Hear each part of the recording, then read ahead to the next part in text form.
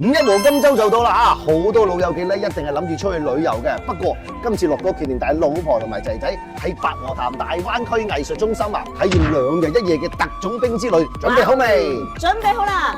我係特種兵1號，我係特種兵2號。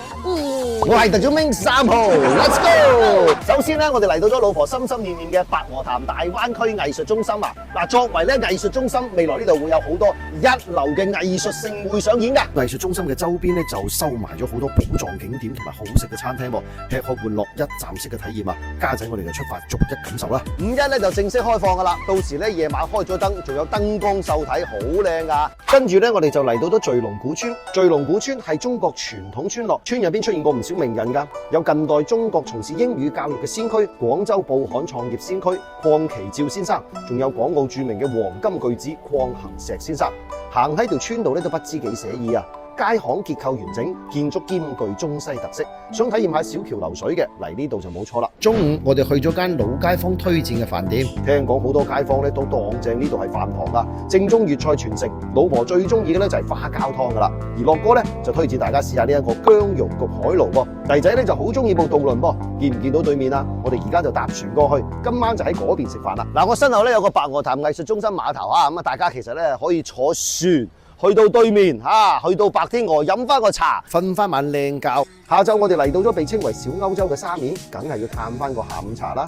皆因咧呢邊保留住大量精美嘅西式建築，每一個角落都充滿咗歷史嘅韻味。小小地方就有54處嘅文物噃。晚黑我哋就喺沙面 book 咗一個老字號嚟食飯，品嘗一下正宗嘅泰國菜。食飽飯之後，老婆話要去隔離嘅大鐘樓打個卡喎。哇！你睇下呢度幾多人？鐘樓入邊有全國好罕見、保存完好嘅英製全機械轉動式嘅蠟鐘。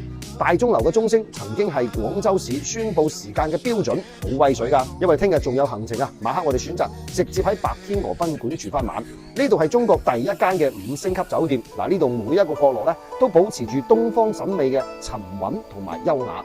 老公，個故鄉水仲喺度喎。係啊，嗱，呢個故鄉水咧好架勢㗎嚇。白天鵝建成嘅時候咧就已經有㗎啦。當時霍英東先生佢雖然人喺香港，但係因為大家同飲一缸水啊，故此希望後輩都可以飲水思源咯。上到房間，仔仔就好中意呢度嘅兒童主題房啦。你睇佢玩到停唔落嚟啊！第二日朝頭早，我哋去13行博物館睇下，感受一下過往13行輝煌嘅歷史。都話廣州係千年商都，13行博物館必睇啦。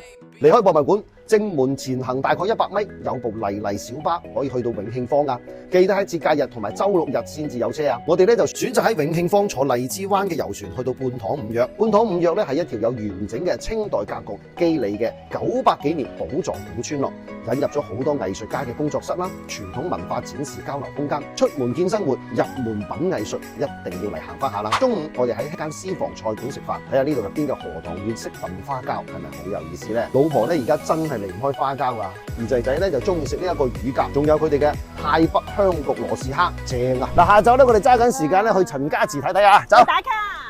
陳家祠咧係嶺南建築藝術嘅明珠，嚟呢度啊不得不提下灰塑啦。灰塑咧好多都係反映我哋羊城嘅風貌㗎，好似呢一幅叫做越秀連峰，反映嘅就係越秀山底下嘅美景。鎮海樓啊都包括在內㗎。臨走咧我哋又去咗華林玉器街。嗱，唔好話樂哥唔提醒你哋啦，母親節就快到咯噃，識做啲至得㗎。呢幾日食到飽飽滯滯，晚黑我哋就喺老西關食下腸粉，食下魚皮，最尾整翻個甜品嚟收尾，總算完美結束咗呢一個2日1夜特種兵嘅計劃啦。有興趣嘅老友不妨趁住5一試下佢啊！